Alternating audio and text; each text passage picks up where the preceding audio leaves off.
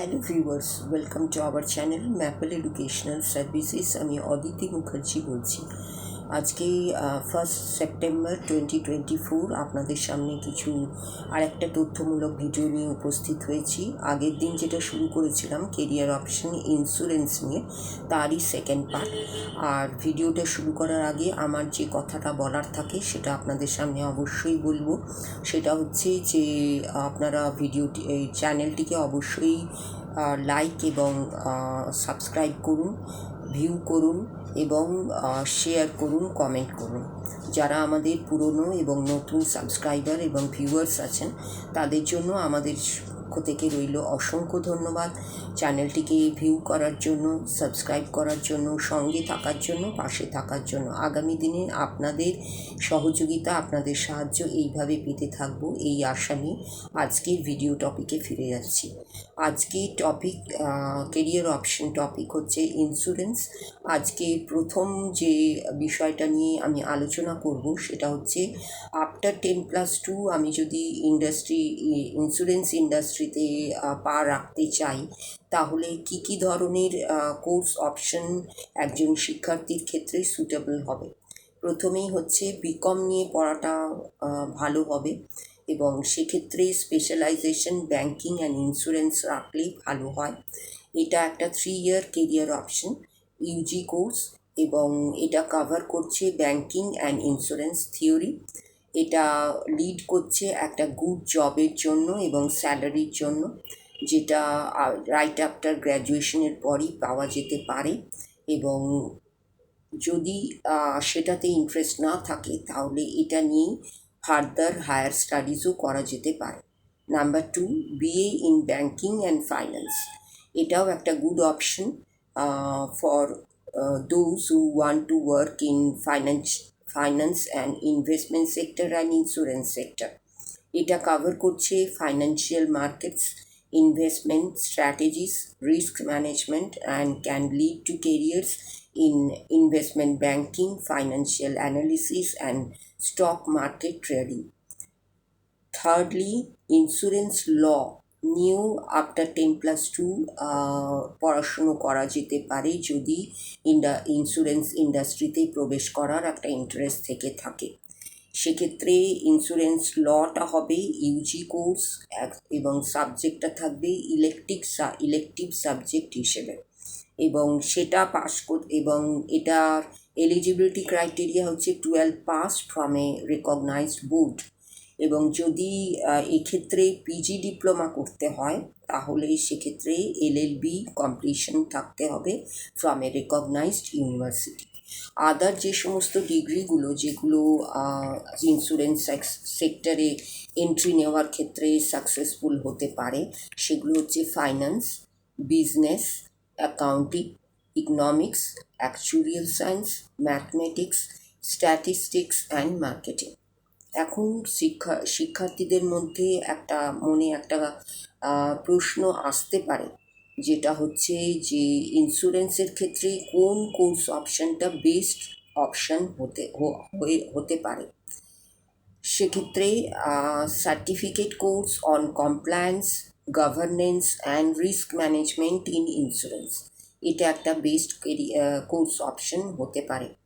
এবং এই কোর্সটা ডিজাইন করা হয়েছে এইভাবে যাতে after completion of the course একজন শিক্ষার্থী অ্যাসোসিয়েটস হিসেবে কাজ করতে পারে, ফেলোজ হিসেবে কাজ করতে পারে, প্রফেশনালস হিসেবে কাজ করতে পারে, এবং তাদের নলেজেবল করা হয় regulatory compliance in the insurance ইন্ডাস্ট্রিতে। এছাড়া আর একটা প্রশ্ন হতে পারে যে এই ইন্স্যুরেন্স সেক্টরে বা ইন্ডাস্ট্রিতে কোনো সার্টিফিকেশনস, প্রফেশনাল সার্টিফিকেশনস হয়ে থাকে। এক্ষেত্রে 5টা প্রফেশনাল সার্টিফিকেশনস আছে যেটা একজনের ইন্স্যুরেন্স কেরিয়ারটাকে অ্যাডভান্স লেভেলে পৌঁছে দিতে পারে।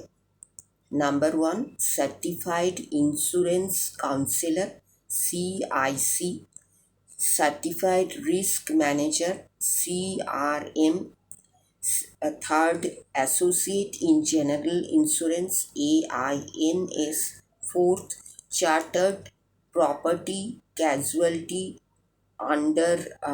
underwriter, CPCU, 5th Certified Insurance Service Representative, CISR।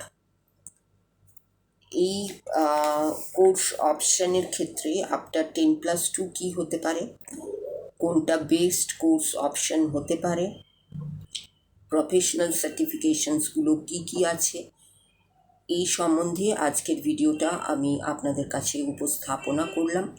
এরপরে এই ইন্স্যুরেন্স কোর্স অপশন নিয়ে যদি আমি MBA করার কথা ভাবি, তাহলে সেক্ষেত্রে সেই কোর্স অপশনটা কী রকম হতে পারে, তার এলিজিবিলিটি কি, তার স্কোপ কি, তার জব রোলস কি, তার কোম্পানিজগুলো কি কি হতে পারে, এই সম্বন্ধে পরবর্তী ভিডিওতে আমি অবশ্যই আলোচনা করব। দুটো পার্টে যে ইন্স্যুরেন্স সেক্টর নিয়ে বা ইন্স্যুরেন্স অপশন নিয়ে যে আলোচনাটা আমি করলাম, সেটা অ্যাকর্ডিং টু মাই ইনফরমেশন থেকে এবং কিছু সাপোর্টিভ ইনফরমেশন থেকে একটা দুটো কন্টেন্ট রেডি করে সেটাকে আমি উপস্থাপিত করলাম।